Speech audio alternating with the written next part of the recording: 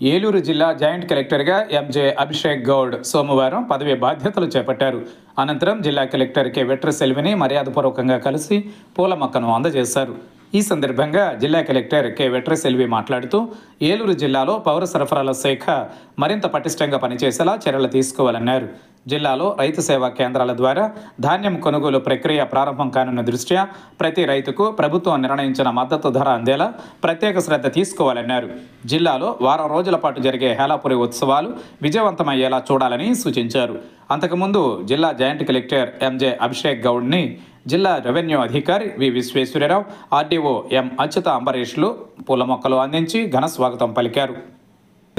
నమస్కారం, నా పేరు డాక్టర్ అభిషేక్ గౌడ ఎంజే. నేను కర్ణాటక మండ్య జిల్లా నుంచి వచ్చాను.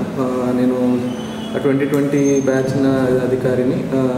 దీనికి ముందు నేను అల్లూరి సీతారామరాజు డిస్టిక్లో జాయింట్ కలెక్టర్ అండ్ అదనపు పిఓఐటీడీఎఫ్ ఆర్డీఓగా వర్క్ చేశాను. సో నేను ఎంబీబీఎస్ గ్రాడ్యుయేట్. సో డాక్టర్ చేసి తర్వాత సివిల్ సర్వీస్ జాయిన్ అయ్యాను.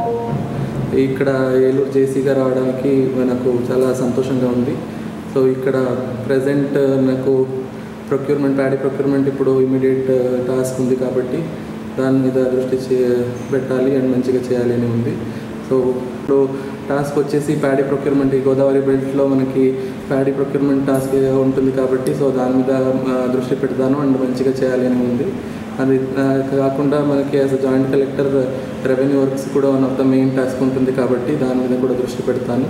అండ్ ఓవరాల్ అడ్మినిస్ట్రేషన్లో మంచిగా నేర్చుకొని ఒక లెర్నింగ్ ఎక్స్పీరియన్స్గా తీసుకొని మంచి పని చేయాలి అని ఉంది.